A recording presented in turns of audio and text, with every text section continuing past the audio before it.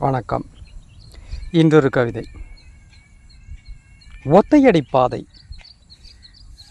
அழகே, நீ வரும் இந்த ஒத்தையடி பாதை 1000 முறை நான் கண்விழித்து காத்து நின்றிருக்கிறேன்.